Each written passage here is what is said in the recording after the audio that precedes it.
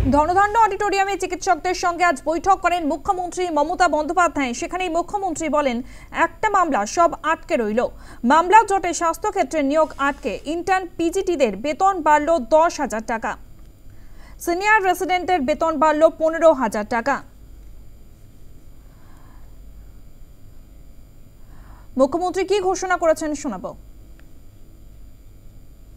আমি intern, house staff, post graduate trainee, post doctorate trainee সবার জন্য 10,000 টাকা করে বাড়িয়ে দেওয়ার ব্যবস্থা করলাম।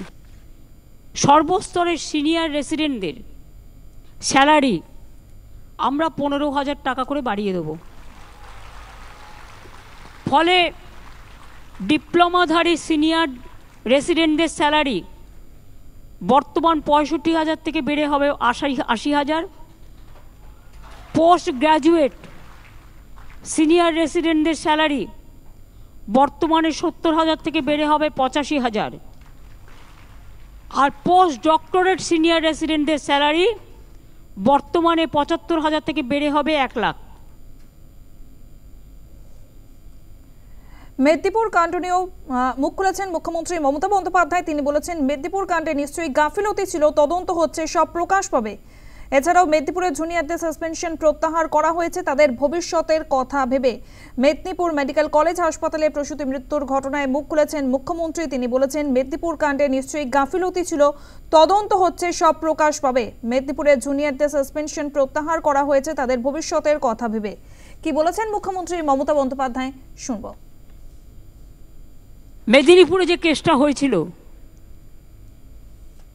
নিশ্চয়ই নেগলিজেন্স ছিল, সেটা তদন্ত হচ্ছে। তদন্ত রিপোর্ট হাতে নেওয়া পর্যন্ত আমি কিছু বলবো না।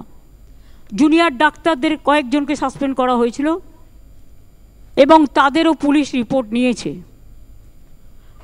হয়তো তাদের মধ্যে এটা ঠিক তারা এখনও পাকাপোক্ত হয়নি, তাদের উপর ছেড়ে দিয়ে যাওয়াটাও ঠিক হয়নি।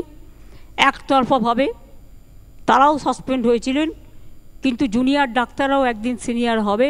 তাদের ভবিষ্যতের দিকে তাকিয়ে আমি জুনিয়র ডাক্তারদের সাসপেনশনটা উইথড্র করে নিচ্ছি। আমরা ফোনে কথা বলেছিলাম চিকিৎসক সুবর্ণ গোস্বামীর সঙ্গে। তিনি বলেছেন, বেতন বাড়ানো খুবই স্বাভাবিক ঘটনা, পুরোটাই চমক ও গিমিক, সাসপেন্ড করার কোনো কারণ ছিল না। আর কি বলেছেন শুনবো।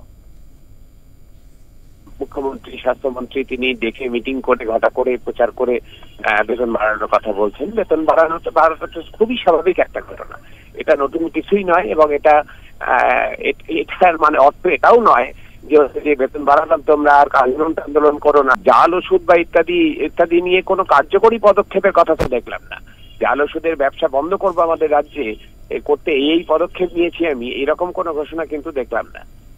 আরজিকর কাণ্ডে বিচার চাই তো প্রথম থেকেই হচ্ছে যে বলছেন, কিন্তু তার জন্য বিচার চাওয়ার জন্য যে ইতিবাচক পদক্ষেপ সেরকমও কিছু আমরা গত 7 মাসে দেখিনি, আজকের ঘোষণাতেও কিছু দেখলাম না। ফলে পুরোটাই হচ্ছে চমক এবং গিমিক, এটা বলেই আমাদের মনে হচ্ছে। আপাতত আমাদের যে সংগঠনগুলি তার প্রাথমিক প্রতিক্রিয়া হচ্ছে।